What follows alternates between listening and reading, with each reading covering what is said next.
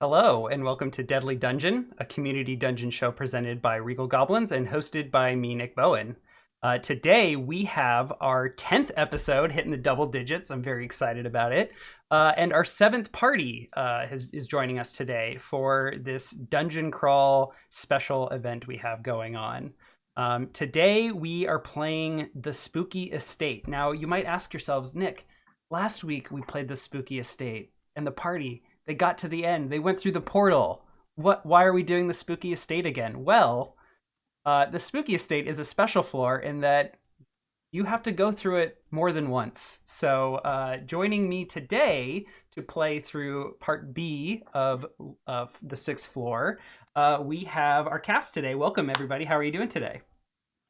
Doing good, Apollo. Good. Excellent. Very good. Excellent.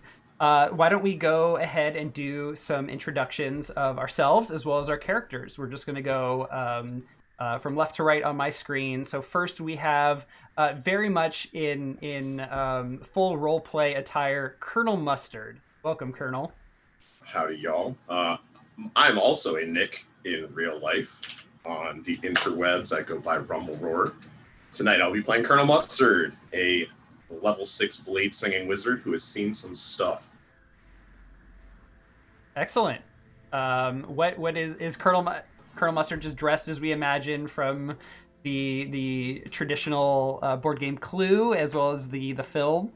Slightly less obnoxiously colored than me, more of a muted yellow, but yeah, go with some form of yellow suit.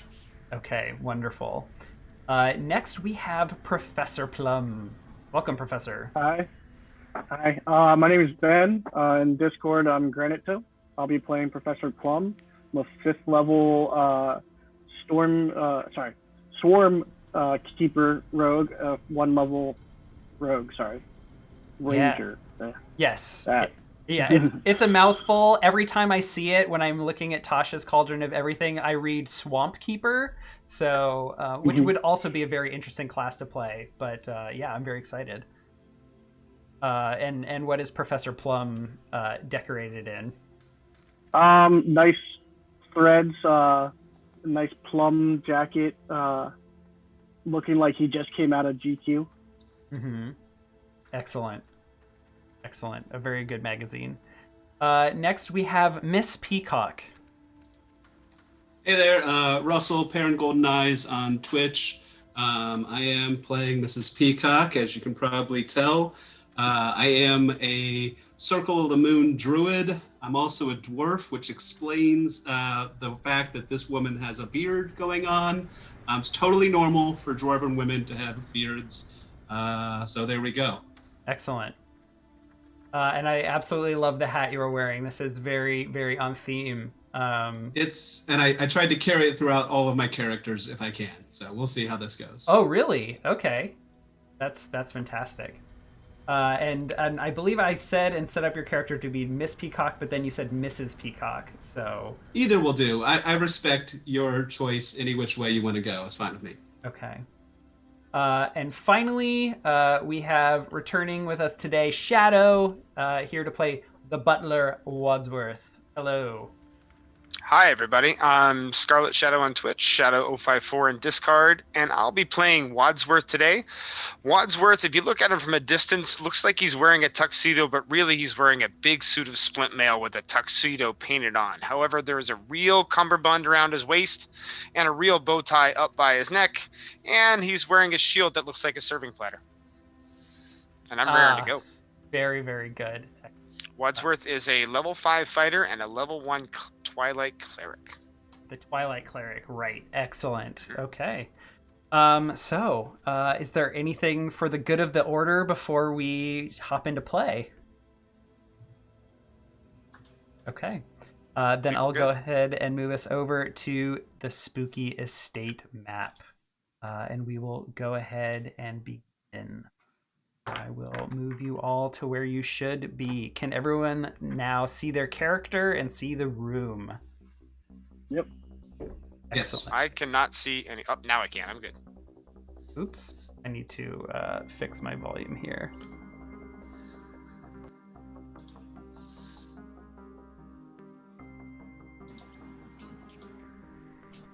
Okay. So, all right, sorry about that. Let's go ahead and begin. You all appear inside this strange room. You kind of just come into consciousness or find yourself standing there, perhaps wake up. You're not really sure. But here you four are, in a room with stone walls and ceiling, a marble tile floor in a checkered pattern, 2 sconces ahead of you emitting strange green light, yet they have no flame, apparently. Between them is a door, wooden with metal straps. There are 3 circles inscribed on the door, comprised of these strange runes that you cannot understand. Behind you are 2 bookcases. We're trying out something different the last couple games of Deadly Dungeon, where we don't stay in turn order every single round to try and keep things moving along quickly.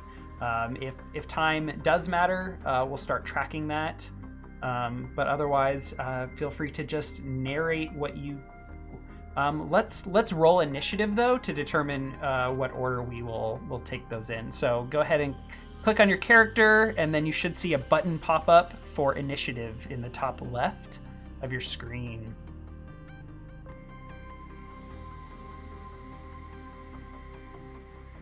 Nick, I got kicked out for a second. Might take me a second to roll. Sure, no problem. All right, we'll go ahead and get started while that's loading for you. Wadsworth, it looks like you're going first. You find yourself in this strange room with these people that you have met before?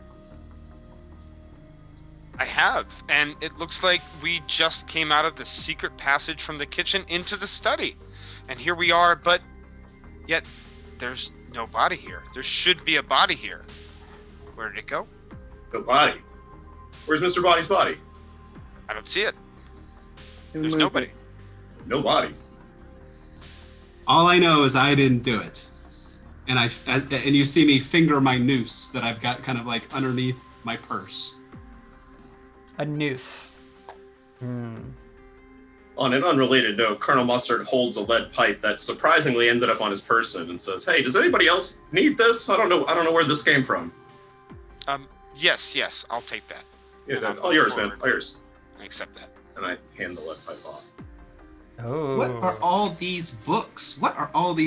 And I want to come over here and look at the books. I am out of turn. I'll pause. No, that's okay. We can just narrate what you do. I'll leave it to you all to just say what you do. So you start ruffling through the books. You see books in all sorts of languages, colors, sizes, different materials that they're bound with. The ones you can read the titles of, you find that there are lots and lots of stories of grand adventurers, fighters, heroes, champions, even villains, just people who performed extraordinary feats and tasks in face of great adversity. Most of them feature some sort of great villain that was defeated in combat. Are there any books with a green spine or anything like that? Ooh, give me an investigation check, and we will come back. We will come I would back to love what to, you but- find. Okay, I'd love to, but my sheet won't load. I'm gonna Ooh. can you hold up there a second here? So Sure. you can go on while I mess with that. Sure. Who else is doing anything of note? After seeing Mustard say that he has something that he didn't really have, I go through my stuff, pull out a crowbar. I'm like, who has a crowbar? Why do I have a crowbar? And kind of just like, you look like you need it, and hand it over to Wadsworth, the butler. I'm like, take care of this. And then walk over to the other bookshelf, looking through the books also, looking for anything that intriguing, like undead or burials or something like that, being that kind of professor that likes to go out and look at that stuff. Right. Okay. Why don't you also give me an investigation check?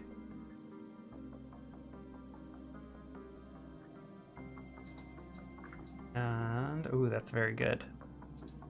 Okay. How are you coming along, Mrs. Peacock? I am reloading Roll20 because it's crashing on me. Yeah, I also am trying to load your character sheet, and it is not loading for me either. Well, that makes me feel better. Very peculiar. I'm having some slow issues as well. Yeah.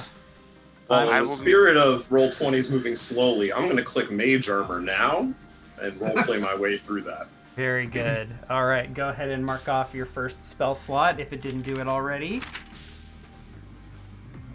Colonel Mustard, having just fallen through a strange passageway, and seeing these crazy green lights, is prepping for the worst and makes himself a little bit beefier for the time being. Okay. And how long does Mage Armor last for? Mage Armor lasts for 8 hours. Oh, perfect. So, you know, I if don't- you really want to put turns on that, I don't think we're going to be on this floor that long. Yeah. Okay, I'm getting a Roll20 post error when I tried to load their main page. So they must be having some issues. So we're gonna keep an eye on that. And we'll decide what to do with that. Okay. Do you want to just roll me a d20, Mrs. Peacock? I will as soon as I get back into the game. Oh, that's I tried right. to reload it. Yeah. I tried to reload it, and I'm just swirling here. Would you like one of us to roll a d20 Sure. for Mrs. Peacock? We'll save it and we'll test out how the connection is on their return. Okay, so with a 23, Professor Plum is looking through books. You said you were looking for stuff of undead nature? Yes. Okay. Yes, there is a book. What color would it be? A maroon book, kind of a suede leather cover. There is some not filigree, but just like gold leaf decoration up the spine of the book that are of the shape of bones and skulls at either end. And the book is titled The Spooky Estate. I start looking through it, just kind of thumbing through and skimming some of the pages to see what I see through the book. Yeah, the chapter titles are probably a good indicator of what you'll find, and it seems like it's a story about a family that goes that seeks shelter in a mansion during a particularly foul weather evening after their wagon breaks down. They are welcomed, but quickly find that all is not well inside the estate. And many monstrous creatures seek to lure, seduce, and even attack them. And they manage to fight their way out. Not once, not twice, but thrice. They find ways to escape the house, and as soon as they do, they find themselves once again at the entrance of the estate. But upon the third escape, they meet the caretaker of the home, or caretakers, I should say, who they defeat in combat. I look at Wadsworth. I'm like, this is a study. Where's all the chairs so I can sit down and read? I don't know, but the one thing I am pretty sure of, Mr. Body's body, it's not here. He must not have been dead. Plum, I thought you checked. You said he was dead. Yeah, I was pretty sure the professor checked to make sure he was dead. He was poisoned. He looked dead to me. Poisoned? Interesting. Well, if he's not dead, then where did he go? Well, and Mustard gestures towards the only clear exit out of here. I can take a guess that if we can't get back through the secret passage, this is the only way we can get going. Yes. All right. That seems smart, I guess. Well, everybody gather around and get ready to get your flashlights. That way we can go searching. And then Wadsworth will wait till everybody's within 10 feet. And then he will use as a Twilight Cleric his Eyes of the Night feature, which I am posting in chat. Excellent. All right. So this will give Wadsworth 300 feet of dark vision. Oh, your character didn't even have sight for some reason. That's strange. Or maybe Roll20 is just not loading properly because it's having issues. I've been looking at isitdownrightnow.com and Roll20 is unavailable. Lovely. So my music has also stopped loading. You might have noticed. So we're having some serious issues. Okay, and you're also giving Professor Plum 300 feet of dark vision with your Eyes of the Night feature. Is that right? And Colonel Mustard. And Colonel Mustard. I have a modifier of 2 to my wisdom. I have 14 wisdom, so therefore I will pass it to both Mustard and Plum. Oh, wow. Well, it's too bad you don't have a +3 wisdom. I'm sure Mrs. Peacock would appreciate that. I'm pretty sure she can already see in the dark. We can see in the dark. I'll be fine. I don't need his help. But they can see 5 times greater in the dark than you. 5 times further, rather. That's not our fault. It's the feathery hat she wears. It blocks her vision. And my noose doesn't launch nearly that far. I'll be fine. Let's see. Okay, I suspect we're facing some catastrophic issues with Roll20 here because I don't think I can. Now I can load Wadsworth. Let me try refreshing.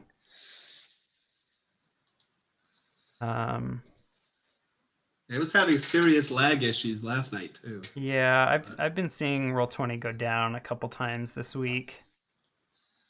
It has not been good. First a murder and now Roll20. Oh my god. Oh my god. For shame. Wadsworth, are we sure there's no one else in this house? Yes. We're sure no one else is in this house? By yes, I mean yes, meaning no. There's no one else in this house. No meaning yes, there might be someone messing with the internet router in here? Yes. I mean, no. So what you're saying is we should definitely check to see if someone else is in this house. We got to track down who murdered Mr. Body. And for that matter, where Mr. Body just might actually have disappeared to. Either. Or both. Sounds like a plan. Okay. Boys, gentlemen, I got in. I'm in. I did as well. Woo! All right. Okay. Sorry about the delays, folks, watching. Okay, let me make sure everyone's lighting got updated properly. It looks like it.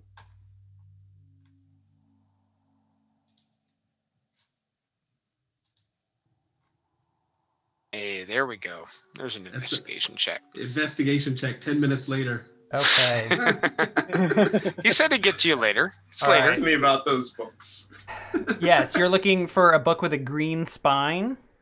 Or any books that are about birds, because I'm a member of the Aviary Specialist Society, also known as ASS. So any books about birds or just green books in general, yes. Books about ass. Hey now. Or published by ass, maybe. Yes. Okay. I don't think you find any books on birds. Or any interesting books with a green cover of any sort. There are definitely books with green covers. What languages do you speak? Common and Dwarvish.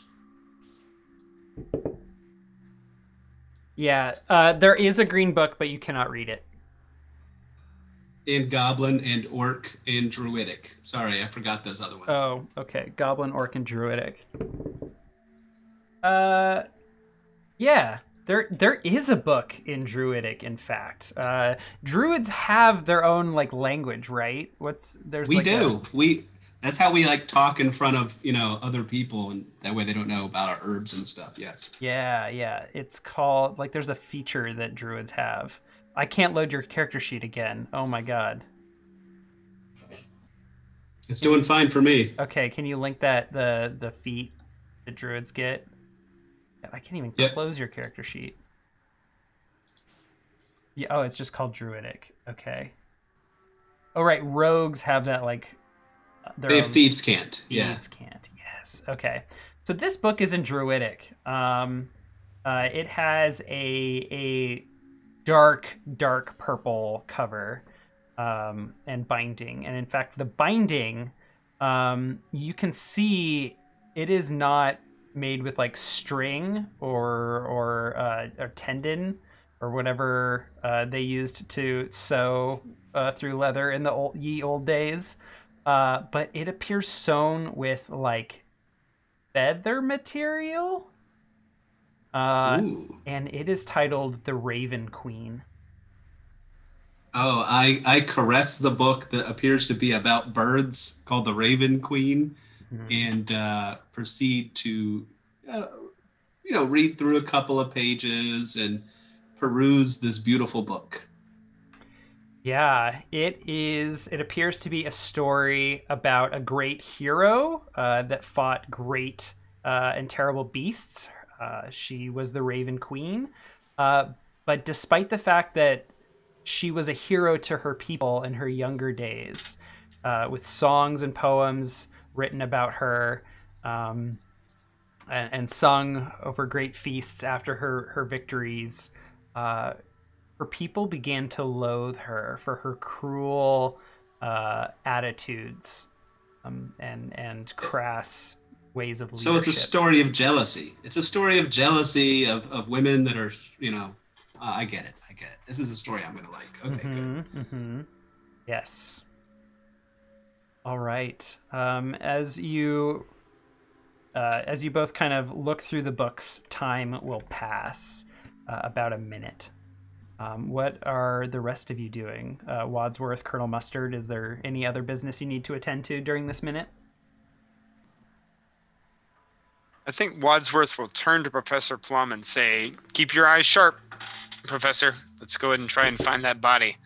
And he will use his other first level feature from Twilight Cleric, which is Vigilant Blessing, which will give him advantage on his next initiative roll. Ooh, yes. This is a feature of your Twilight Domain cleric, which is in Tasha's Cauldron of Everything. It allows you to have one target roll initiative on their next combat, and it just lasts until it's used or until you use the feature again.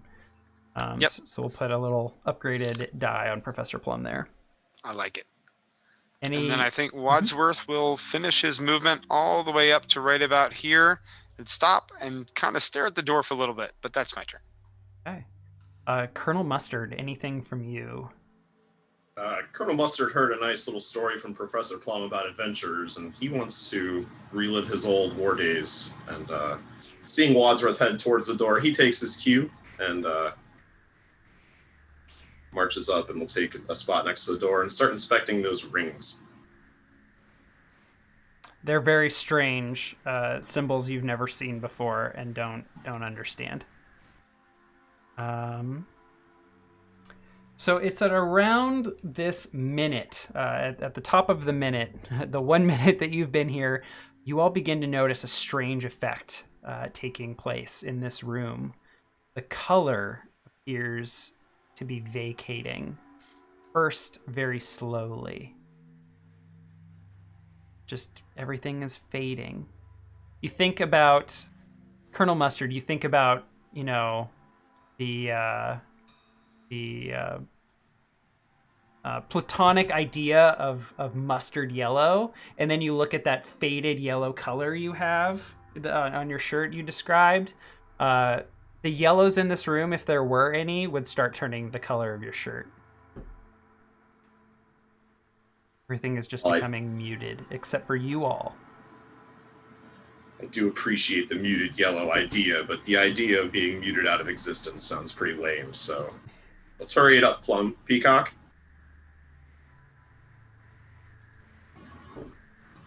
Plum will pocket his book that he was looking at, say, fine, let's get on with this, and move up. Excuse me as I go between the two and get in between and in front of the door and start focusing on the door a little bit. Mm-hmm. All right. And Mrs. Peacock.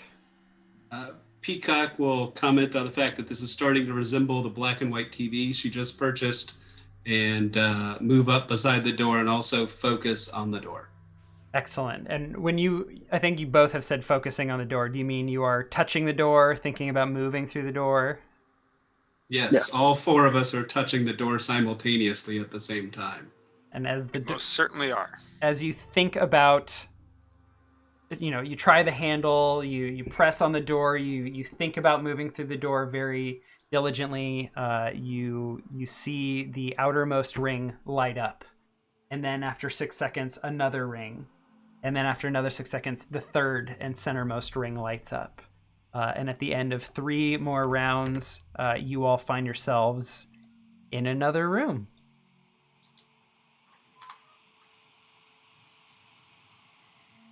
You find yourself in a massive room with kind of cobbled together stone floor.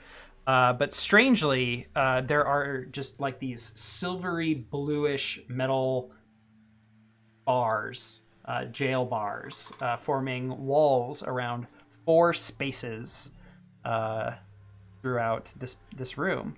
Although one of them on the far right, where inside there appears to be some strange rugs, there are kind of metal bar door blocking your path.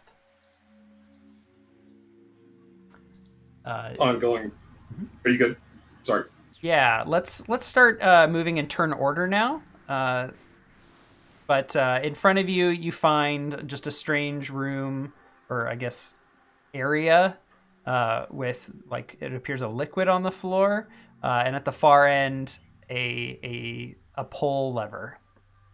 In the room to the left of that, just a bunch of water, and in the room to the left of that, you see like just a really thick fog, or smoke or steam. You're not really sure, but it swirls around in a cubish space, not passing through the bars, not coming towards the entrance or towards you all down here, but just hanging there in this invisible space. You cannot see very far into it.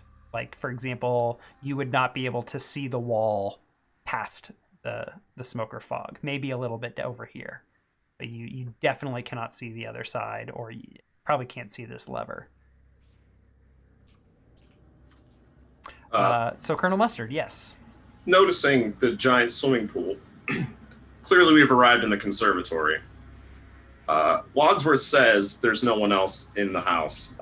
We should probably split up and check, and employing the tactics that he is so known for, Mustard will come right here for now and suggest that Professor Plum head off this way and just hang out back here. Wadsworth head off this way and hang out. And Peacock, just hang out right where you are. Provide some guidance. I believe in you. Show us what we can do. Let's do this. Let's conquer this in proper military fashion with tactics. Professor Plum. Oh, sorry. Okay, go. As ordered, I will move down 30 feet down this way to kind of take a look at both this area and this area just to see what's in there. Yeah, and the right side, it looks like, yes, a conservatory swimming pool, yet quite deep, masterfully crafted into the floor. It looks like a very good, like perhaps a diving pool for those sophisticated enough to and curious enough about deep water pressures. And on the left side, again, just this swirling smoke, steam, fog, some sort of vapor hanging in the air. And Mm-hmm.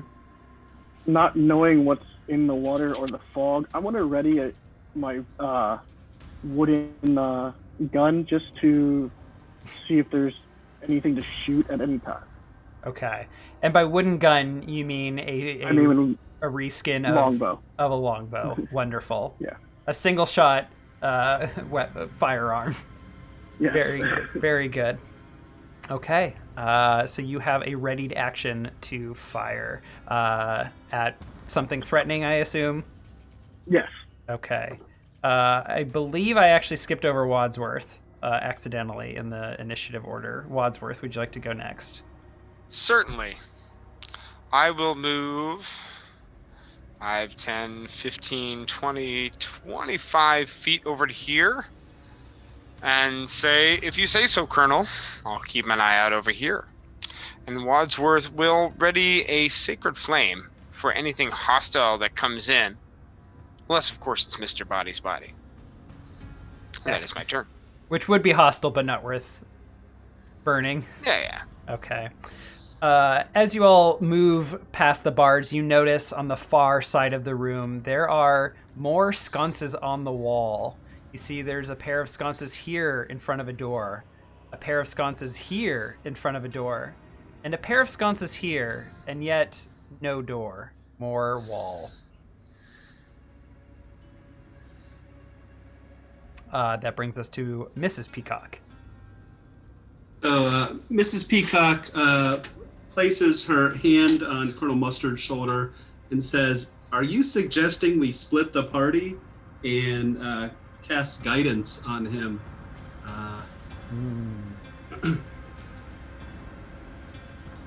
Only a little bit. Trust me. I'm a colonel. Famous last words. Wadsworth shakes his head. And that's an action, so I can't ready an action. So I'm just going to Yes. and I'm still going to stay here because I've been ordered. Okay. Sorry about fucking up the initiative. It is Wadsworth's turn again. Wadsworth will remain vigilant and continue to ready his sacred flame. Colonel. Colonel is going to take it round and inspect this room. He's going to walk up 15 feet. Nope, that was measuring. Take 2. Yeah, if you use this select tool, I think you can... Yeah, exactly. Hangs out right here and says, "That's a real pretty lever. I'm going to go and activate that lever." Very good. But he's going to wait around and get all his movement back before doing so. Very good. In front of you, you see pools of liquid, and suddenly a dripping from what you look up and see is tiny holes in the ceiling, and then another, and another while you wait. Meanwhile, Professor Plum. Wondering what Colonel Mustard's about to do. Continues holding his longbow ready to shoot anything that might come at him. You mean his firearm? Yes. Very good. All right. Mrs. Peacock. Mrs. Peacock is going to prepare one of her cantrips. She is got her produce flame ready, and if she notices anything odd in this space, anything hostile looking, she is going to throw one of her little tiny fireballs at it. She's going to move that space right there, but that's it. She's holding an action. Okay. So you are concentrating on the cantrip guidance, and readying a cantrip is also concentrating on a spell. You can only do one of these. I will keep the guidance then. Very good. All right. That brings us to Wadsworth. Wadsworth continues to hold the sacred flame. All right. And Colonel Mustard. Colonel Mustard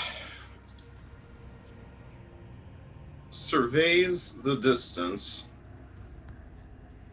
takes a deep breath, and says, "We ready, boys, Miss Peacock?" And begins. So he's going to start walking in. He's got 40 feet of movement, so he's going to, for no reason whatsoever, walk around the outside and end up here at the end of his movement. All right, 40 real feet. quick. So that's a lot of movement. Right about here, just to backtrack a little bit, suddenly snapping into existence out of nowhere, apparently, are two barred doors locking you in this space. And as you get, I'll give you about 20 feet of your movement. You get to about here, when suddenly, creeping through the holes in the ceiling are some creatures. They are going to begin their initiative. So we're going to re-roll initiative as we start combat. They are going to begin their turn in the ceiling. So until their turn, they will not have dropped. So if you can beat them on initiative, you can move freely. So I'm going to reveal, popping through the ceiling, are two black puddings. So let's go ahead and have everyone re-roll initiative, and I will start our combat music.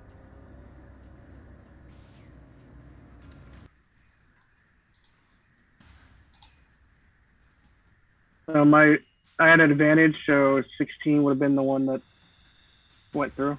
All right. 16 for Plum. Professor Plum. Very good. Yep, I see that. For those of you at home, all these initiatives are whispers to the GM, which I can.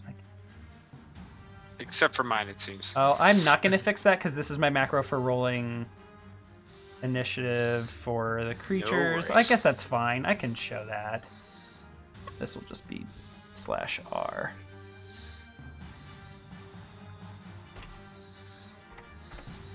Let's test this. This pudding rolled a 5, so I'm going to just re-roll theirs and see what they get. Okay, yep, that worked. Great. All right. Okay, so let's sort this. We have Professor Plum, Miss Peacock, Wadsworth, and Colonel Mustard is last, unfortunately. Okay. So you see these little tiny oozy things popping through the ceiling. So I believe some readied actions are going to go off. Professor Plum and Wadsworth, please pick your targets. Let me know what you're firing at. Professor Plum. The first one. Okay. Go ahead and make your attack. And I'll be using my sharpshooter, which makes it so they don't get cover. If you want to, I can post that. Yeah, please do. So, as a sharpshooter, you can attack at long range with no disadvantage. Your ranged weapons ignore half cover and 3/4 cover. And before you make an attack, you can choose to take a -5 penalty to deal an additional 10 damage. Okay. So that'd be a 20. That would be a 20. A 20 will hit.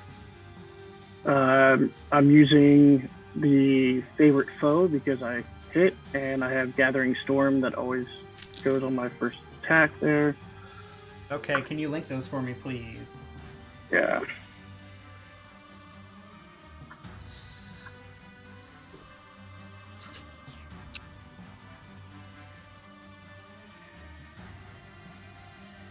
Okay, favored foe. When you hit a creature with an attack roll, you can call on your Mystic Bond with Nature to mark the target as your favored enemy. Let's go ahead and give them a target icon for this. Oop. All right. The first time on each of your turns that you hit the favored enemy, you can deal an additional D4, and you can use this a number of times equal to your proficiency bonus. So this is your first use of 3. All right, and then Gathered Swarm. On each of her turns, you can cause the swarm to assist you, either with an additional piercing damage. You can make them make a strength saving throw or be moved, or you can move yourself. So you are this swarm keeper. What does your swarm look like? They're They're pygmies from when I was out in Egypt looking around at dig sites. Befriended some, and they became like a life partner with me, where they protect me and help me with my engagements. I see. Okay, so you rolled your oh my gosh, there's so much damage here. You rolled you have sharpshooter, favored foe, gathering swarm is just a flat 17 damage. Mm-hmm. Plus your attack, which you rolled a d8 or an 8 on a d8, so you rolled some incredible damage, 29 damage, piercing damage. Oh my god. Okay. All right, just from a readied attack. Very good. Let's just get rid of these markers for your advantage initiative and readied attack. Wadsworth, your target, please. I am also going to Sacred Flame against that very same pudding. Okay. Needs to make a DC 13 Dex save or take 8 radiant damage. All right, they pass and do not take the damage. It's they're just poking through this little tiny hole right now. They haven't quite made it up or made it out all the way, so it's small target. Okay, that brings us to Professor Plum's turn. I'm mid movement, right? So the way that this works is when combat starts, we kind of like stop everything, reroll initiative, and go from there. I did give you about half of your movement after you triggered the encounter. Okay, thank you. Mm-hmm. And this is considered a new round, right? This is a new round, yes. Okay. So with my bonus action, I will actually be casting a spell, Hunter's Mark, Okay. marking the one I hit before. Okay. So an additional mark on it. Which ends up getting rid of the favorite foes. Oh, does it? Because I can't concentrate. Yes, because they're both concentrating. Is favored? Yes. Where does it say? Oh. For a minute or until you lose concentration. Interesting. Okay. Curious. All right. So we'll just keep the same mark, but now it represents Hunter's Mark. And I will be, my first attack, I will be using the sharpshooter again. All right. That should be 8. An 8 still hits. The black puddings are just oozing through this hole. They're growing really, really large, hanging on the ceiling there. Yeah. Using my pygmies to help me again. Okay. You rolled much more poorly here. On your Hunter's Mark and Gathered Swarm, you rolled 1s. So not quite as good, but still an additional 12 damage on top of your normal 9. Wow, 21 damage. And then my extra attack, we're aiming at the same again. It's 14. That will definitely hit. I don't get the storm or the gathered swarm right now because it's only once per turn. Right. There we go. Okay. Oof, another 27 damage. Wow. Okay. Let me. Oh, piercing damage. Okay. All right. You are just walloping this black pudding. You just fire your gun, cock it, load another bullet, and there are just huge chunks just blown off of this pudding. And it resembles just a fraction of itself a moment ago. Any movement or bonus actions, Professor Plum? I used my bonus action for their Hunter's Mark, and I think I'm going to sit right there. Okay, you are now concentrating on Hunter's Mark, which I don't think. Can you transfer it? Yeah, you can. Yes, on a bonus action, I can transfer it to another after the creature is already dead. Okay, so this will expire on round. It lasts for an hour, I believe. Oh, for an hour! Oh my god. Okay, that's fine.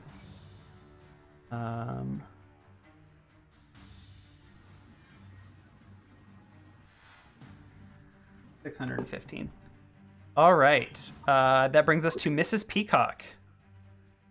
Mrs. Peacock is first. She's gonna step up like one step and she's looking at these bars and trying to decide if she could throw one of her little produce fireballs at the black pudding. Absolutely. Absolutely. You could even reach your Okay. hand through it and fire it.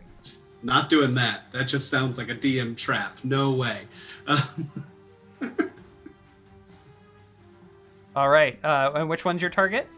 The closest one. All right. You hit, and surely will do. Oh my god, this is a high damage party, huh? Okay. The flames catch the black pudding and just begin to burn away the black pudding. In another life, I worked in plastics manufacturing. It definitely smells like molten plastic. Fantastic. It's a nasty smell. Anything else, Mrs. Peacock? I yell, "We believe in you, Colonel," and that's the end of my turn. Okay. The black pudding that survived gets to go. It will just finish oozing out of the ceiling, and it just hangs there for a moment, and you can see a little bit sticks out and is tracking your movements, Colonel Mustard. And then it drops down to the ground and immediately makes a pseudopod attack against you with a 14 to hit. But you have Mage Armor. What does your Mage Armor look like? Well, it's gonna be yellow. That's for damn sure. Again, I'd like to picture it like this. This icon's got me in a nice pale yellow suit and tie. I'd like to think that over top of what am I wearing? I don't think I even have armor. Light armor. Over top of my light armor, it just appears like this beautiful pale yellow suit. Mm-hmm. Very good.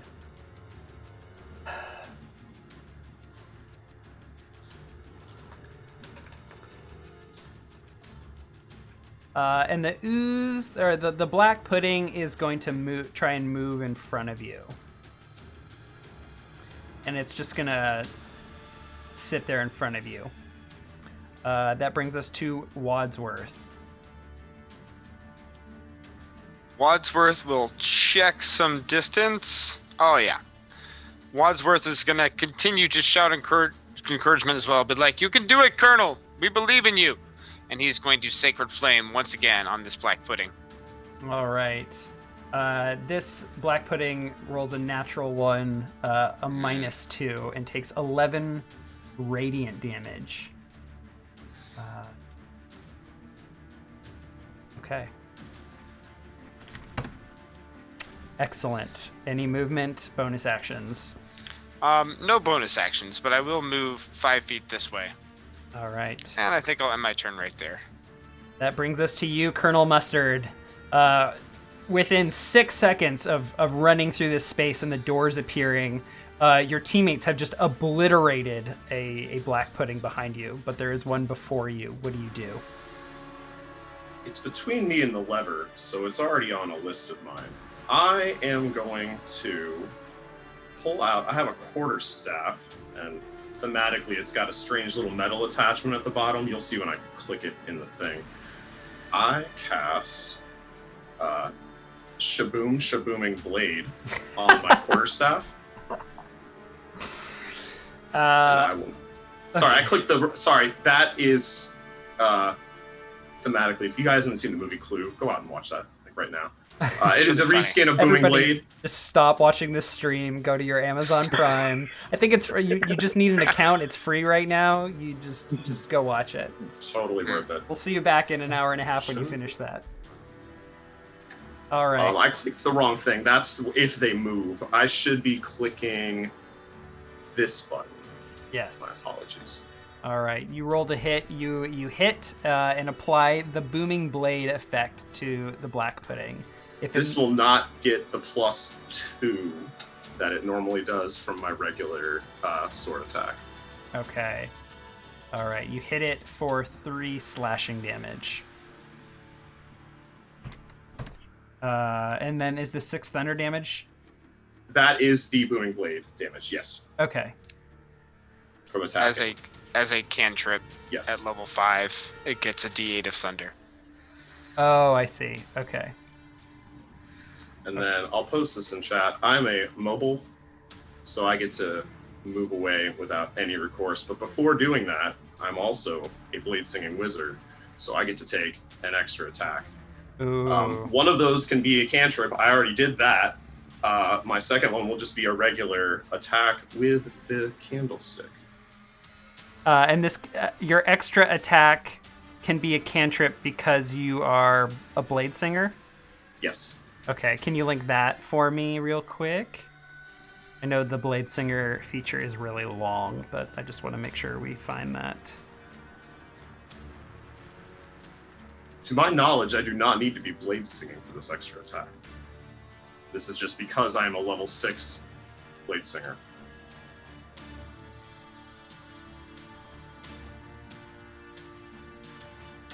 Okay, I just want to. I've only played with one blade singer before.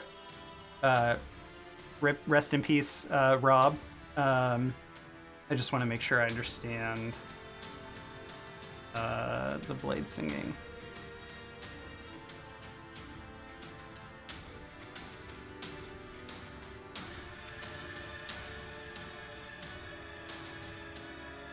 Oh yeah, it just under extra attack, it says you can attack twice instead of once. When you take the attack action, you can use one of your cantrips. Okay, so it is not a part of blade singing specifically. Okay, cool. All right, so you roll your candlestick attack, which hits. Is this just like a warhammer reskinned? It's a quarterstaff. Okay, perfect. For another 6 bludgeoning damage. It's a real long candlestick. And then I don't like how close that thing is to the lever, so Colonel Mustard's just going to retreat, avoiding the other pudding, just in case. Okay. And that will end his turn. Okay, so your booming blade attack. What were you? What weapon were you attacking with? The quarterstaff. Oh, the quarterstaff. Okay, it lists slashing damage, not bludgeoning. On the 3 that you rolled, right I think above. that one's on me. It's normally, so we definitely don't have prior knowledge of this room going in, and we're not metagaming to save my short swords for every room after this, but that's exactly what we're doing here, Apollo. Because black puddings hurt swords real bad. Right, okay, so I'm just noting...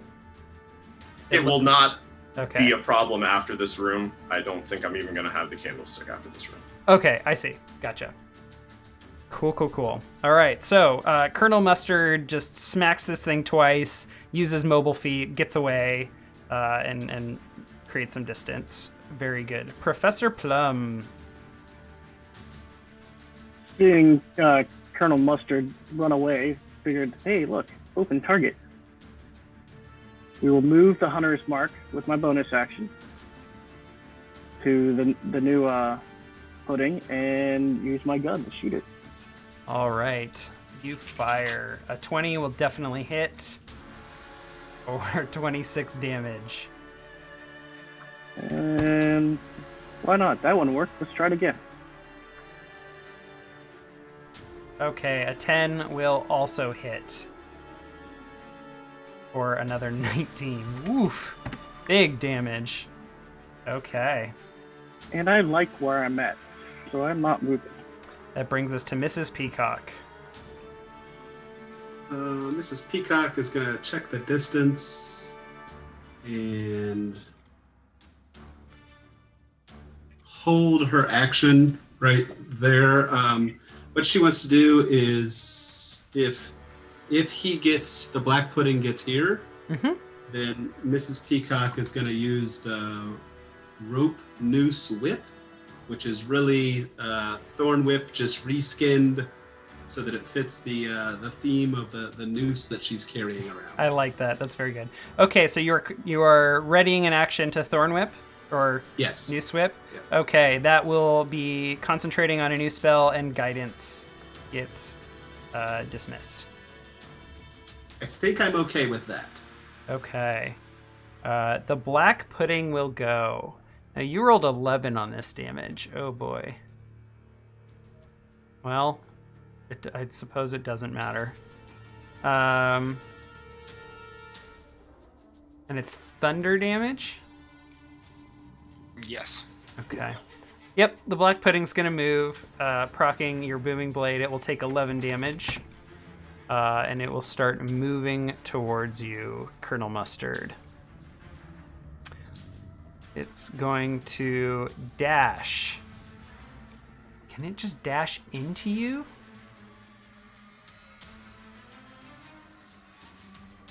No, I don't think it can move into your square.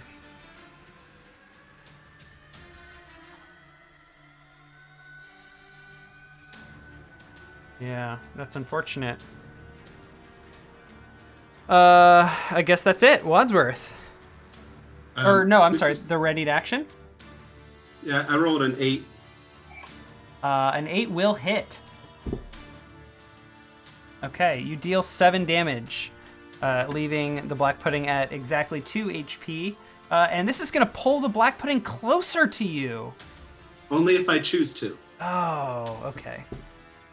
And I am not using the noose end of my rope whip. I'm using the other end. When I want to pull them, I toss that noose and yank them at me. That's how we do it. Oh, never mind. I can't tell you about that. Okay, very good. Sorry, that brings us to Wadsworth. Yep, Wadsworth will once again try to Sacred Flame the black pudding. DC 8 will be 13. enough. It will be enough to radiate the black pudding, killing it. Wadsworth will breathe a sigh of relief and say, "Good job, Colonel and Professor." Told you. Do I And still now. have the guidance from Peacock, or did that get lost? During No, Mrs. Peacock concentrated on the noose whip. Mustard. I could reach through the bars and cast guidance on you again, though. I would appreciate it just to make sure that, I can make it to this lever and successfully lever the lever. Alright. Upon receiving guidance, Mustard will head up to take care of the lever that he had intended to take care of in the first place. Okie dokie. Are we out of, I can move more than 40, we're out of initiative order and everything? Yes, that's fine. I, head on up. Oh, come on. To the lever. And I do my best levering. Yeah. Is that a strength check? Yes. This Plus guidance. Yes. Oh, so a 19 then. This is a very heavy lever, but you get yourself in a good position and are able to muscle it no problem. You flip the lever and the doors disappear.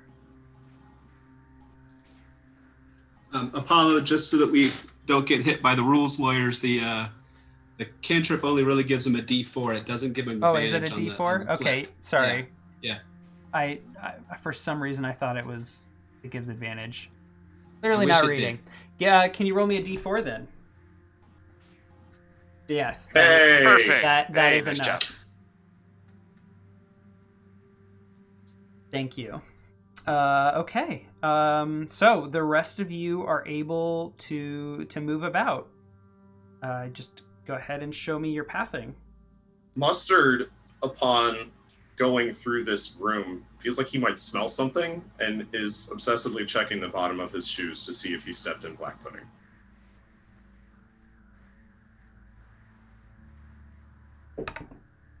No, most certainly not.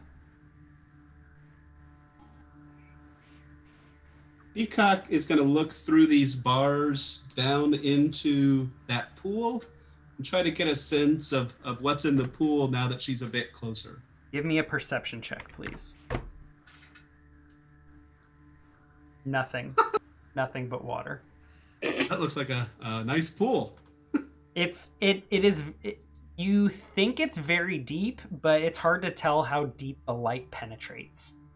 But from what you can see, it's just water that is rippling gently.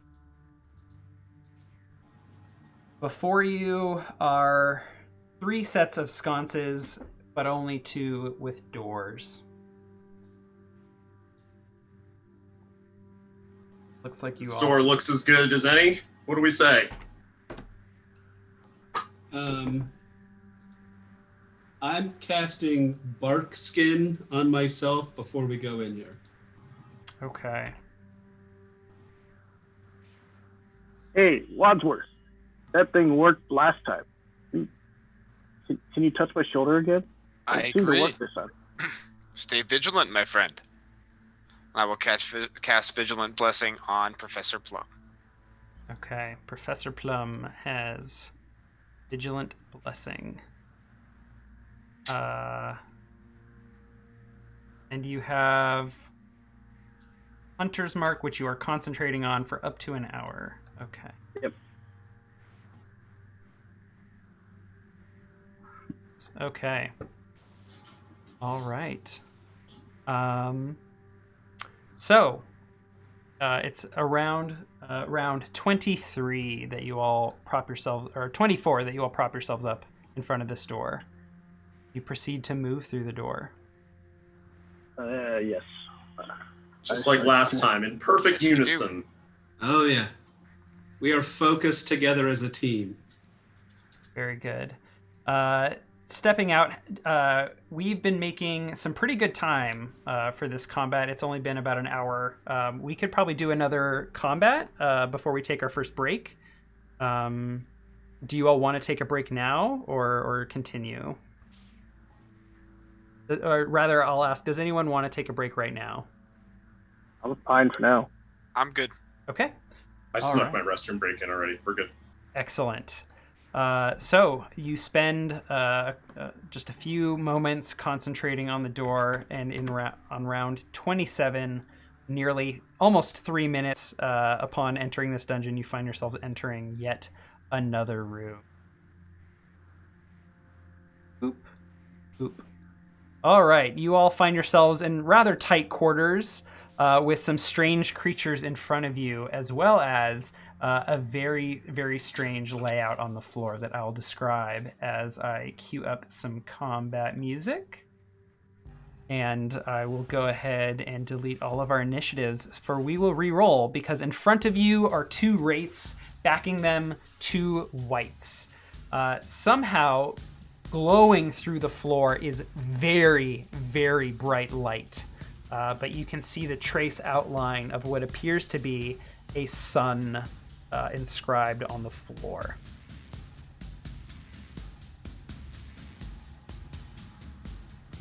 Roll 11 both times. Just need to load these character sheets and review them for a moment.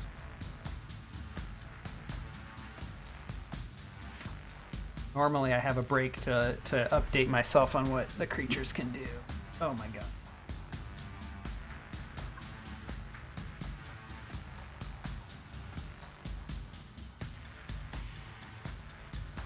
Okay.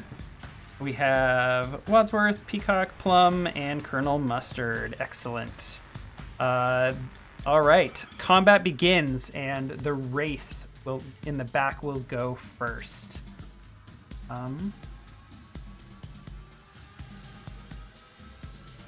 Okay. It is going to pick a direction to go.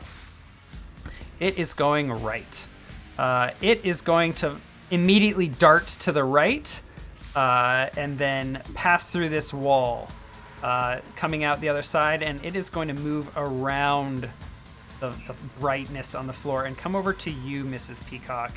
It's going to face you, and it's going to attack you with Life Drain. Does a 23 hit? It definitely does, yes. Okay. Take 22 necrotic damage. Oh, man. Oh. Those are some high and low die there. And give me a DC 14 Ouch. Constitution saving throw. There's no paladin in this party. Oh my god. Nope. Okay. Your Goodbye, Barkskin. your new maximum. Oh right, you were casting Barkspin, didn't you? What did Yeah. that do? Up my AC, but that doesn't matter now. Oh boy.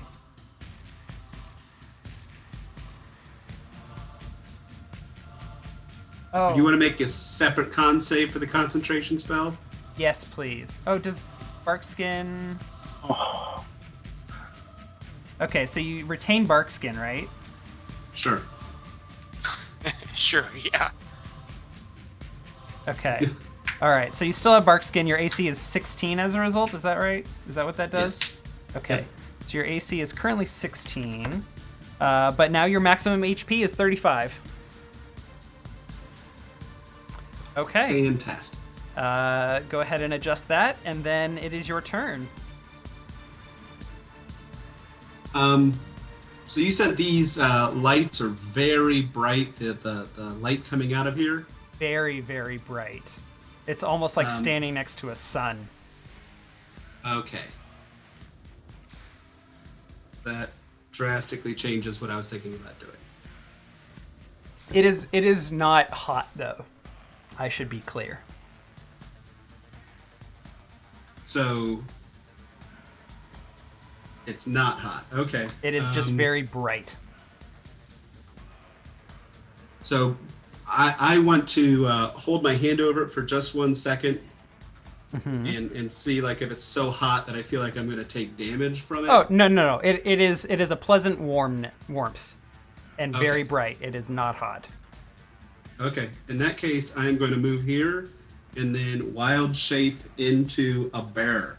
Okay, and you were prepared for this because you gave me some tokens. Yep. Okay. Oh, wait, just a second. I got to put this back on. Yes. Okay. I'm gonna move you, your this character, and replace it with another token real quick. I'm gonna just put you right in here because this is convenient. The penalty box. Awesome. Yes. So you are now this token, Peacock Bear. Would you like to take average HP or roll for it? Oh gosh. Let's roll. Okay. I believe if you go into the Peacock Bear character sheet, you can just click, yeah. That is 5 HP above average. Well done. The bear does a fist pump. Yeah, so 47 out of 47. And then the bear's AC, what's the bear's AC real quick? 16 because I keep bark skin when I transform. Okay, and you are concentrating on that still. True, I am. Yep. Okay. And now, as a bear, I make 2 attacks on that wraith that hit me. Okay. And because I'm a 6th level Circle of the Moon druid, my attacks are magical in nature. Excellent. And you were also able to shapeshift as a bonus action because you're a moon druid. All of these things are true, yes. Excellent. Very good. All right, make your attack, your magical So claw attack. Here's my roar attack with the claw. Ooh, 22 will definitely hit for 11 slashing damage. 23 will also hit for another 12. Big damage. 23. Very good. It's like one of Professor Plum's shots. And that's my turn there. Wow, excellent. All right, that brings us to Colonel Mustad. Colonel Mustard is double checking to make sure he's got all his actions right. Yeah, it's a bonus action to enter Blade Singing. So, as a bonus action, do you want me clicking Blade Song into the chat again? That's a huge wall of text. Yeah, but if you don't mind, just thing. kind of helps keep track of when things get used. Okay, you are now Blade Singing for a minute, right? Yeah, 1 minute. Correct. On round 37 this week.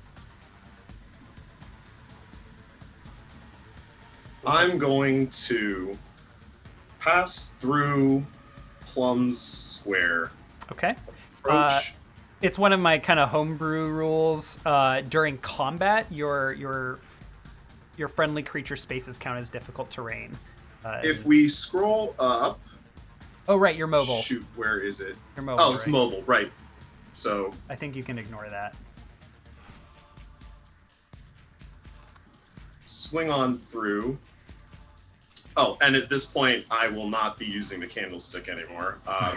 I will have readied and drawn the knife, which is a reskinned short sword, and I will use that and cast Shaboom Shabooming Blade. Oh, a critical hit. Nice. Okay, so you deal 11 just normal slashing damage, right? Or is the damage of the attack also magical? This, I think- I will put Booming Blade in chat. Yeah. I think the slashing damage is not magical, but the thunder will count. Weapon attacks, normal effects, and the booming energy. So I do believe it's the regular slashing damage is regular plus the thunder. All right, so the blade kind of just passes through the wraith. It feels like there's barely anything there, but you definitely leave behind and just a tremendous amount of thunderous energy that just kind of like disperses through the wraith, and it just like looks at itself really concerned. Do you want to roll your booming blade damage now, or maybe just wait until it moves? It might be more I'll roll useful it now since you have the crit right there. So roll it again because you crit. Oh my god, Done. that's Wow. That's 2-1-2-1. That's really sad. Oof. Okay, so that will be 6 booming blade damage on a critical hit. All right. Well, that was my first attack. Okay. I have an extra attack. This will just be regular. 15 will also hit. And once again, the blade just feels like it passes through. Just And then nothing. I will use a free object interaction to draw my second short sword, and with the offhand attack, go after the wraith in front of me. The 14 will hit as well. All right. And I think that's enough things out of the mustard for this turn. That's a lot. All right. In the back, a white who has a drawn longbow is going to fire. It's going to multi-attack. It can use 2 longbow attacks. And it's going to fire at the massive bear. It's going to carefully shift around this square, move right here, fire at the bear, because in Deadly Dungeon, if you fire through another target square, it gives cover, so they're going to move to get a good line of sight on you. Here come the longbow attacks. A 9 and a 19. The bear's AC is 16. So the 19 will hit for 9 piercing damage. All right. Oh, whoops. Sorry about that. I didn't mean to give you a second bar. All right. And then the white will move over here. Professor Plum. Seeing what's going on and seeing a wraith right on the other side of my butler, I will hunter mark it.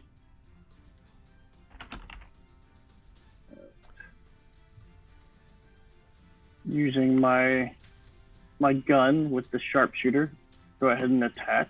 You're attacking this one over here? This one right here. Okay, perfect. Oh, my pings aren't showing up for some reason. Okay. I saw your ping. Oh, I okay. also saw it. That's a 7, That is a miss. and we'll try it again. A 9 is also not a hit. And there goes the dice gods. There they go. All right. Any movement, bonus actions? Bonus action to hunter's market. Oh, yeah, sorry. And there's no other movement for me, I don't think. Okay. This white is also going to line up 2 longbow shots on the bear that just appeared, who it doesn't look like has taken any of the 9 damage there. Oh, I typed it in there. Weird. Oh, weird. Oh, there you go. I Perfect. think when you took the other bar away, it reset it. Okay. Probably. Yeah, there might have been some weird interaction there. Okay, this one will also... I should have made a con save when you hit me last time, so I just clicked that and passed what would have been the con save to keep my bark skin. Yes, you're right. Thank you for the honesty. All right, here come 2 more longbow attacks. The 15 will also miss because of your bark skin.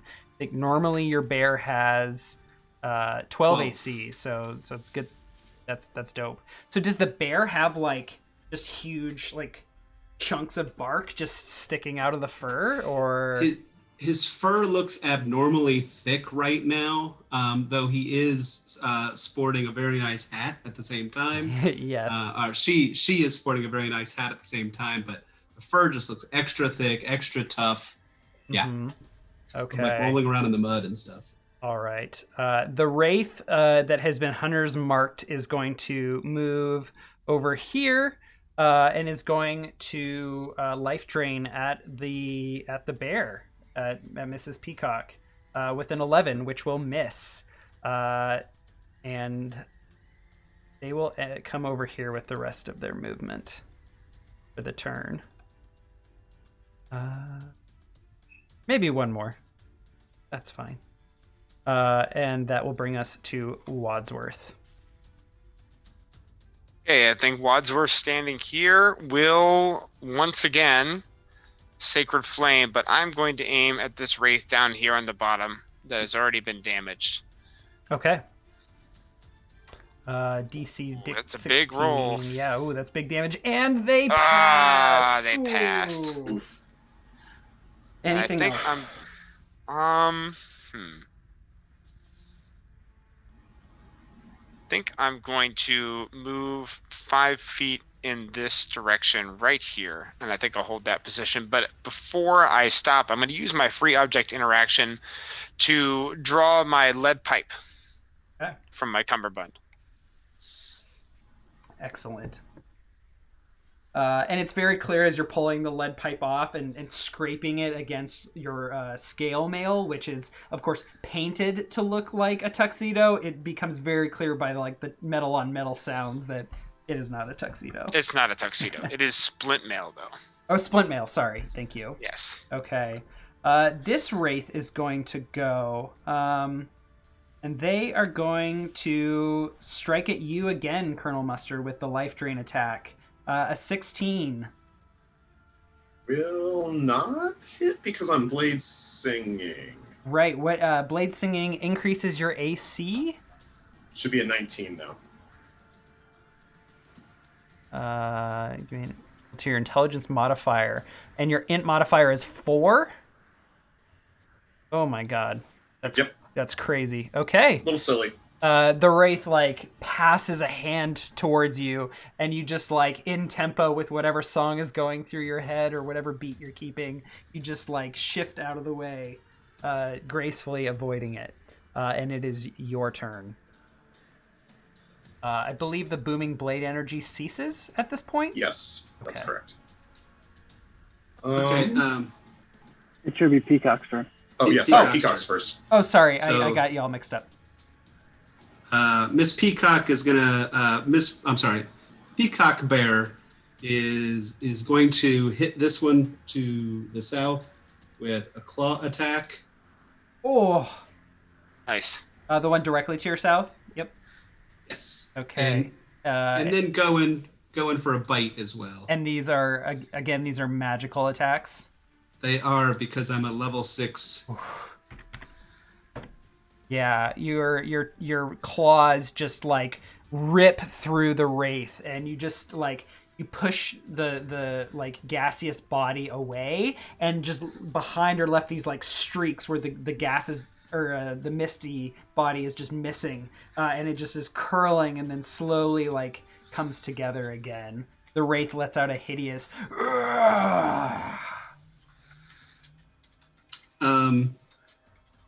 Can I ready a movement? Do you allow that? Ooh. Let me think. Combat action card.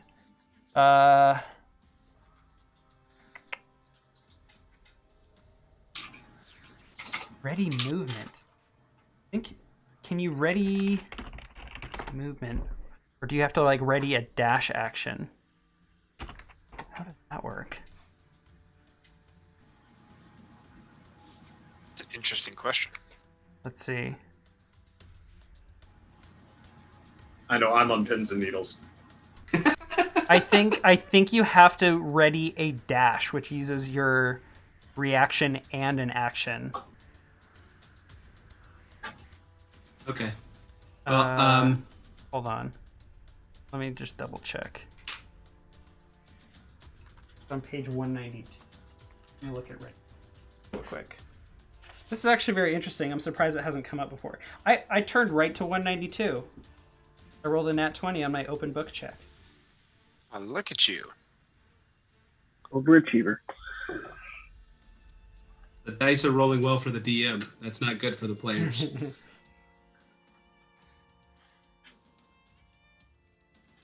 Move speeders.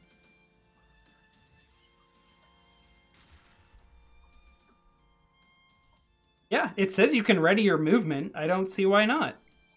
Okay. Yeah. So if this one goes down, or when this one goes down, assuming it goes down in this round, I would like to move the bear to that square. Okay. But I don't want to move and take an opportunity attack. Sure. I don't want to move unless that one drops. Yeah. Okay. That is totally fair. I'll give you a red dot for the ready action. And that will bring us to you, Colonel Mustard. Free object interaction. I will sheath the blade in my offhand. Okay. I will, regular attack. Ooh, an 8 will not hit. That's fine. It procs mobile, so I can back away. Where's my mouse? I can back away. With my extra attack, I can cast and will cast a cantrip. I will be casting Firebolt on the hurt wraith that I was just standing next to. Okay. Firebolt, a 19 will hit. There it is. Ooh, for 16. Nice. All right. The fire appears to pass through the wraith and crash against the wall behind it, and the flame does not look like it's done very much. Not as much as you expected, I should say. And then I will finish up by moving back and body blocking for Plum. And that will be the end of my turn. All right. A white will go. They will carefully pop out right here, and they will multi-attack at the bear with their longbow attacks. A 19 and a 14. A 19 should hit. Yep. Take 10 piercing damage and give me a concentration check for your bark skin. All right, let me do the 10 damage first. And the white will retreat back here for cover. Oh! Bark skin is gone! Drop that to a 12. Wonderful. All right. And it is your turn, Professor Plum. Plum I'll back up into the corner back here, and we will aim at the same wraith that I've been aiming at. Okay. It has some cover since you're firing through other targets. I have sharpshooter. I do not. Have Oh, to that's worry right. about that. That's right. Yes, you're absolutely right. Very good. And I still can't hit anything. A 10 will not do it.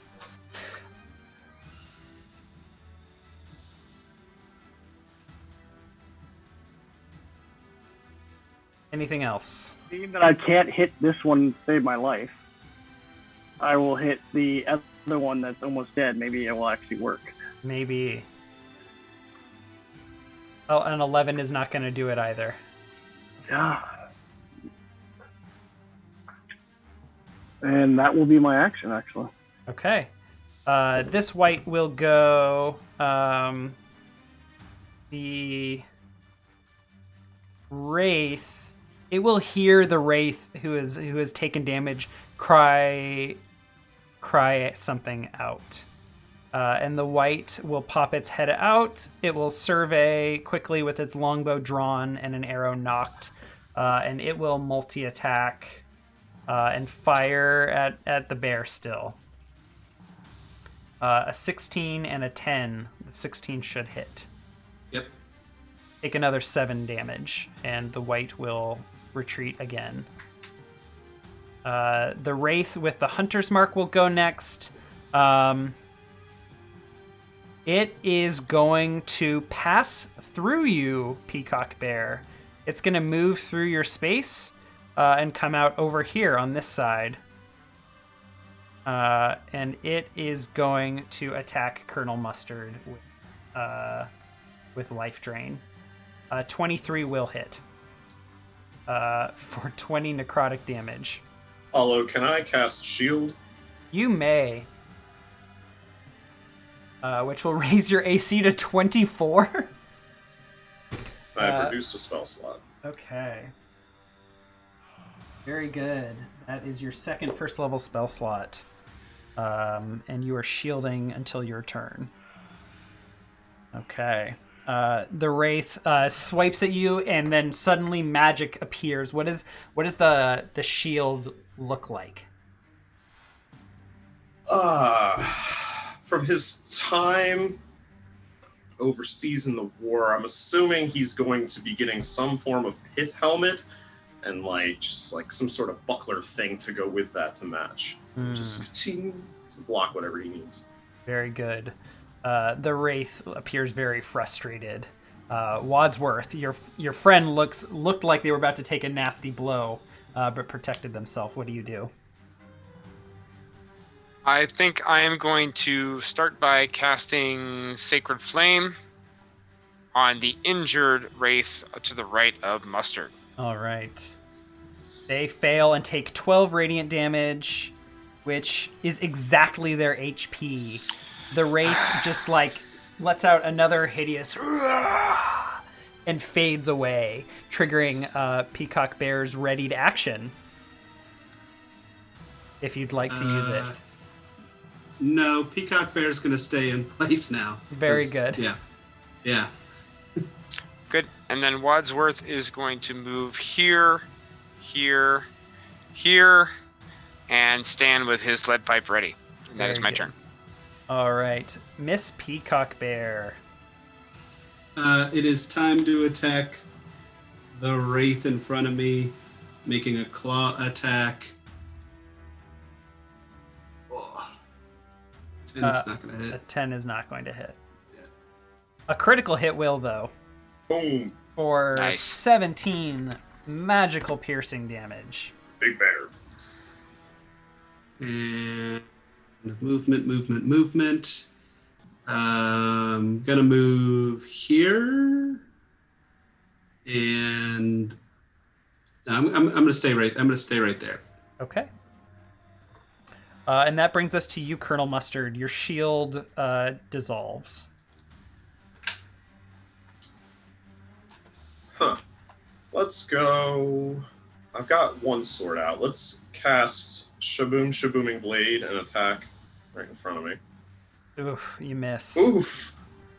All right. Let's use our extra attack. What?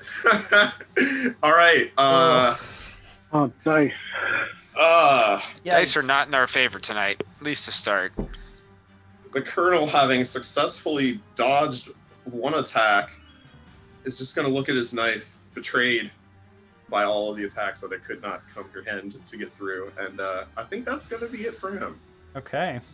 That brings us to yet another white.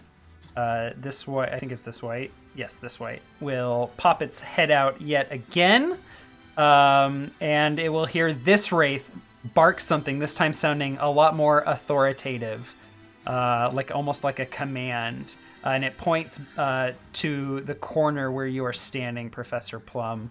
And the white will turn its arrow, its knocked arrow, from the bear to you, Professor Plum, and it is going to multi-attack with its longbow at you.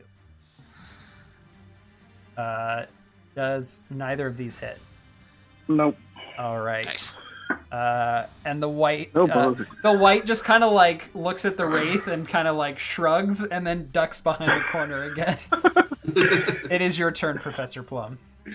Seems like all bow attacks don't like us. Well, let's continue this.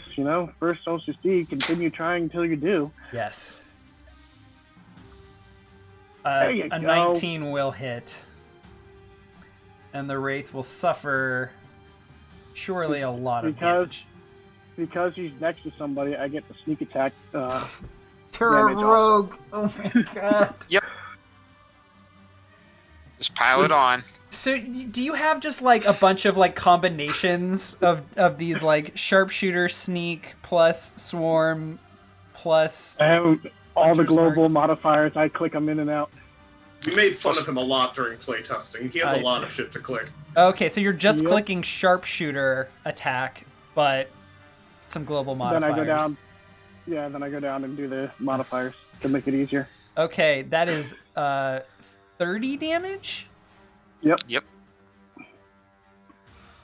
Because Sharpshooter, Sneak Attack, Hunter's Mark, and Swarm all just do, like, it's just additional of that damage type, or are any of them a specific damage type?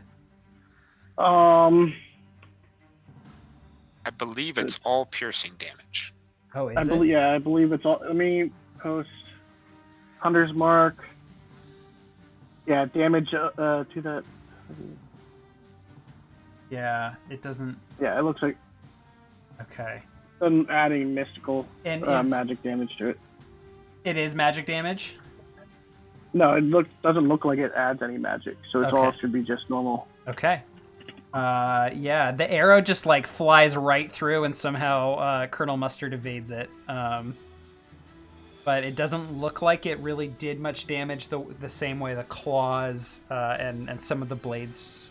Well, the blades haven't done a lot of damage, but the claws certainly have. Okay. Hey, first one hit. Let's try this again. A Nope. 10 will not. Had to be a crit on that one. Anything else?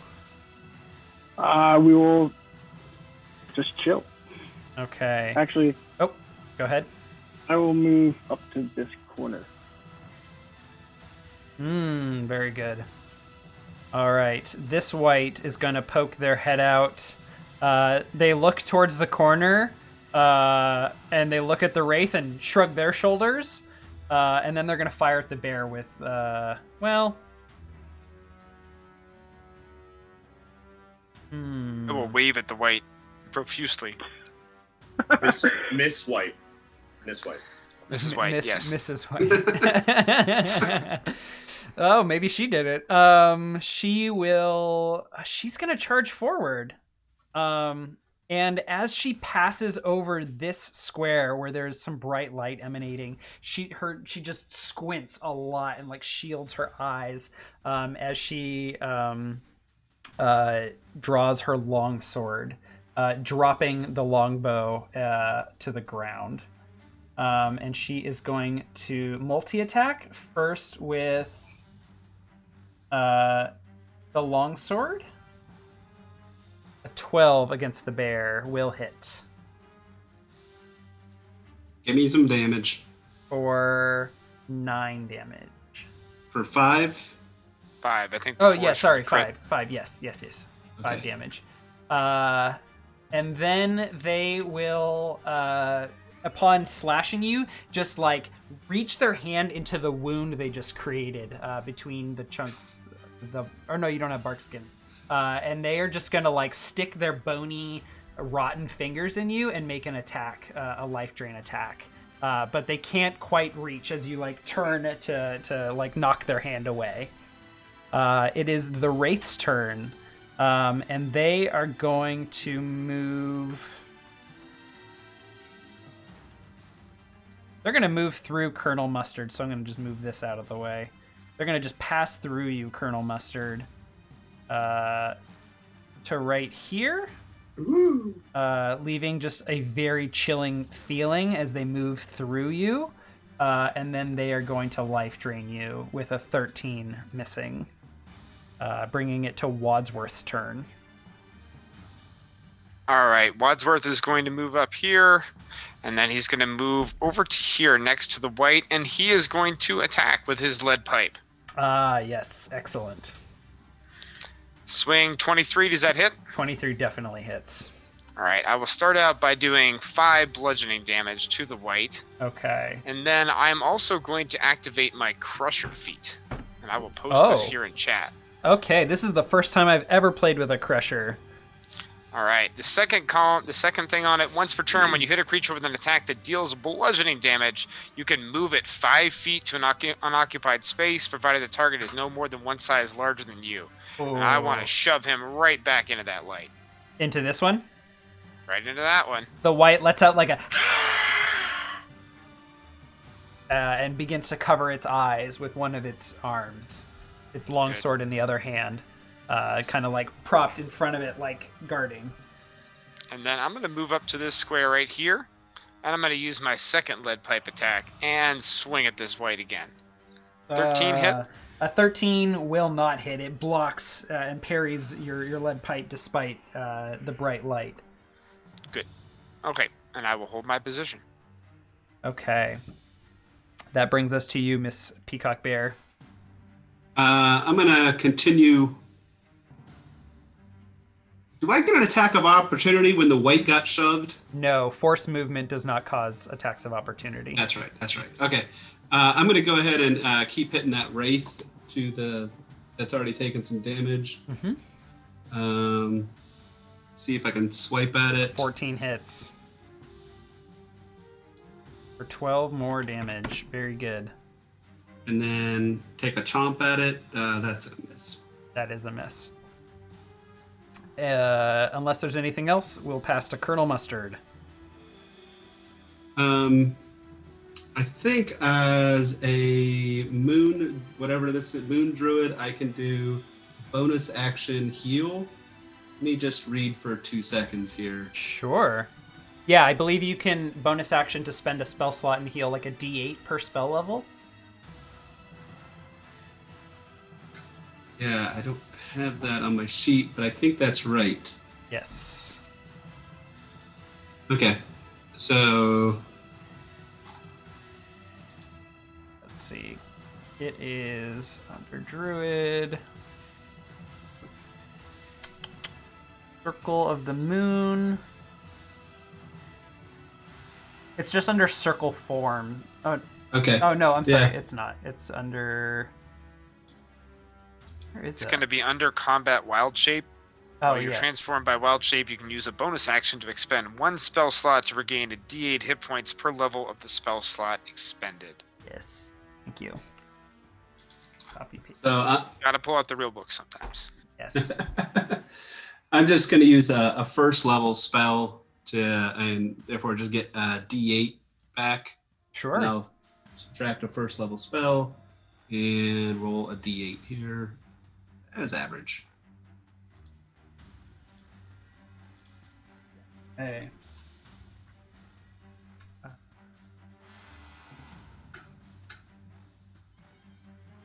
Very good. All right, that brings us to Colonel Mustard. Colonel Mustard really does not like this wraith sitting next to him. So, with his sword that is equipped, he will shabooming blade the one next to him. Come on, bro. He will reconsider his actions for the next one. He is going to. Good lord, there's not a whole lot I can get away with. I'm just gonna get my second action in and just try and stab this thing. Of course, Okay. that one hits. It does.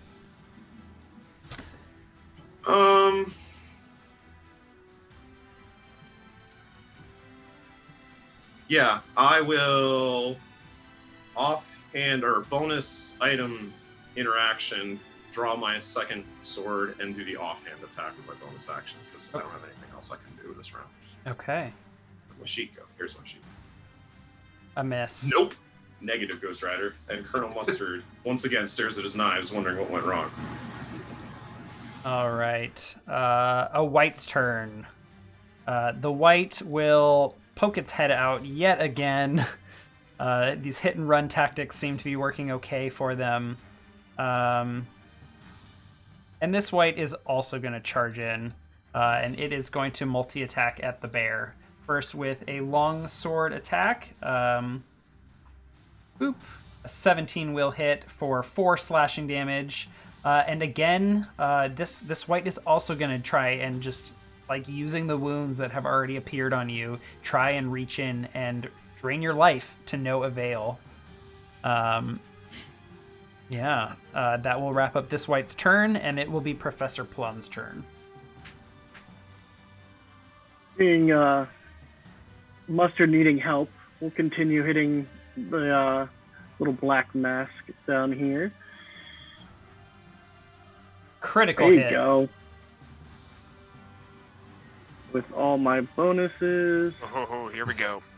Oh. There it is. Oh. 8, 11, Better, 39. better. 39 damage. With You. that's with 2 1s. Yeah, there are. So, yes, this is wow. That's crazy. So you overkill this wraith by 20, and this isn't even a magical attack. Oh wait. Oh, okay. So it's 39. That is. Oh. Just no. enough. No. It is exactly. So 39 rounds down to 18, and this has 19 He's got HP. 1. Sitting at 1. It is sitting at 1. Doesn't it round down to a 19? No, 39 rounds down. You always round down on halves. 39 is 19. Yeah, 39 Yeah. is 19. Yeah. Right? If it had 39 19 19 and a points, half. Oh, 40 was sorry. round to 20. Sorry, I don't. It's been a long week. Forgive me. That is enough. No worries. You slay the wraith. Very good. Decimals, baby. Yes. Yep. Whew. Thank you for Um, keeping me honest and smart. We will use my bonus action to mark this one, Very good. and we will have fun and try and fight this one with another wooden gun attack. Okay. A 12. I don't think that hits. A 12 does not hit. No.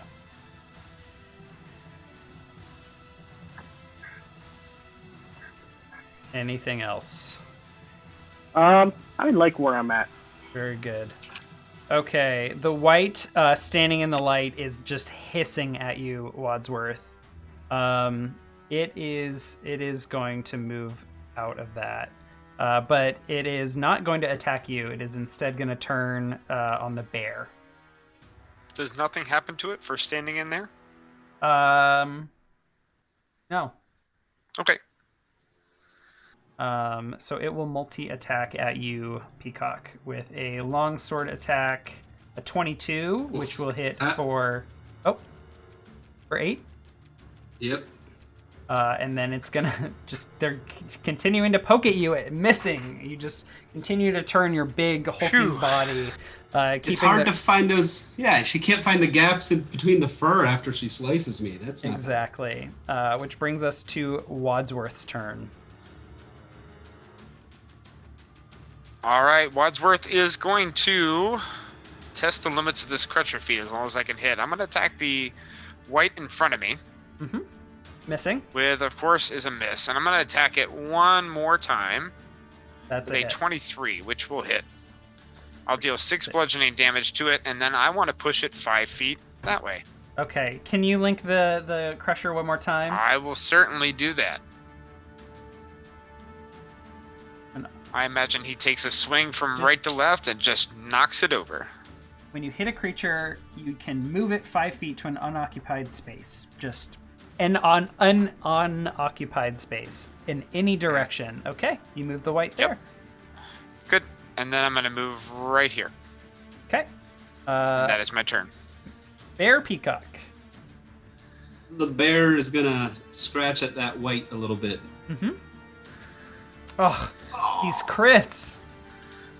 Ooh. For 13. Ugh. And the bite's 10. gonna miss. Yes. Mm-hmm. I am gonna move just to here a little bit. All right. And it is Colonel Mustard's turn. Colonel, your blade song is more than half over. But not over. So I'm going to make it really annoying for these whites to move. I'm going to first. Ooh, don't move like that, map. Thank you. I have mobile and I'm blade singing, so because I can, I'm gonna run this way. You've got just like a crap ton of movement. That's putting it very lightly. So I still have 20 feet of movement if I so desire after Yes. this. During that movement, I apologize. I shouldn't have clicked that the whole way. That's fine. Go ahead. So 1 square before getting there, I am going to cast a firebolt at this white. Okay. A character sheet.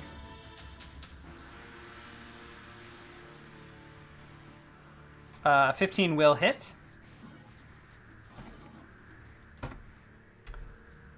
All right. I will. Low then- damage. Yeah, low damage. I'll take a swing with just my weapon, and that will be the end of my turn. All right. The white dodges. This white will cry out, "You will never leave this place. It is your new home and grave." And it will attack the bear with a multi-attack. Once again, with a longsword slash. With a critical hit for 10 damage. Ooh, phew. And it's going to life drain yet again, although I don't think it matters.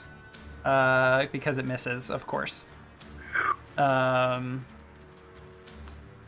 it will leave you, Mrs. Peacock, with one more word, and that is wither.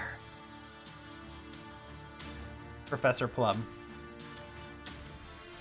That's my bear. Leave him alone. And I take aim and fire. 17 will hit. For a boatload of damage. That is 35 divided by 2 is 17. Oh, they have resistance also? Yeah. Yes. Right, just hit it again. Yep. And on that, you will kill the white. Go ahead and roll damage for funsies. Yeah, please It's roll always that. fun. Oh, that was a low one. Oh. Yeah. Yeah, I don't get this. I don't get the sneak attack or the swarm, but as my pygmies are running back to me. Right. Yes. Anything else? I like my spot. Nice and cozy. Very good.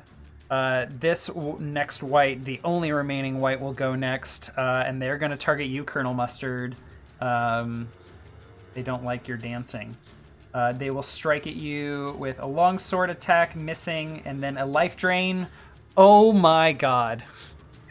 Just dancing. Dancing in the light. Oh wait, they have disadvantage on these attacks. So those are, yes, that's correct. So I dance even harder. Yeah, the white is just like covering its eyes and swinging wildly, missing both of its attacks, bringing it to Wadsworth's turn. All right, Wadsworth is going to take 2 more swings with his lead pipe. All right. He's going to contemplate for a second. Nope, he's just going to swing. 26, I think is probably good. For 12. And then a second swing. 14, does that hit? A 14 does hit, yes. All right, found their AC. And that's for 11. All right. Any movement from Crusher? No, I think I'm going to leave him at disadvantage, but Sure. I think that is my turn. All right. Mrs. Peacock. Peacock Bear moves up and wants to, take a bite out of crime here. And if the bear could talk, it would note the fact that these whites sound just like Mrs. White with their raspy smoker's voice, but the bear can't talk, so it won't say anything. All right. They are both misses. Somehow the white just like manages to parry your attacks in the bright light. Colonel Mustard. Colonel Mustard thinks for a moment. Will attack, regular attack. Ooh. Yes. Take a step yes. back. Use Firebolt. Hits. For 10. and step right back up. All part of the dance. Still dancing. Still dancing. Jump, jiving, and wailing. That will end Mustard's turn. Okay. And that brings us to Professor Plum. Plum should be able to see him from there, right? Let's see. Yeah, and you have sharpshooter, so I think you get to ignore some cover. So yeah, it's a weird angle. Would normally provide some cover, but not to you. So we'll mark him with the hunter's mark. Not that you need it, but Well, could use some better dice rolls. yes. That one will be nice. That one will hit and just explode. Explode the target. Oh, whoa. Jeez. Man, these 42. dice. Can you just say how much that is out loud? I just want to hear it. 35 plus 7 is 42.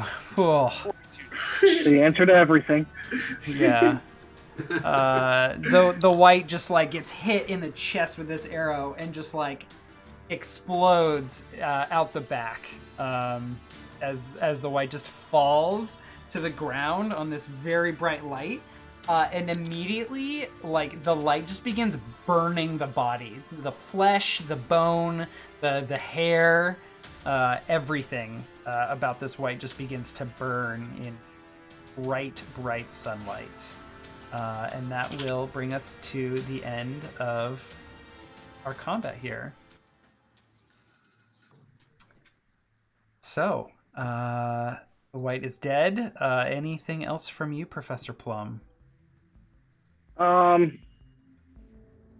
We'll move in up here and vaguely remember them trying to shoot me with arrows. So I'm trying to scrimmage to see if there's any arrows left on them.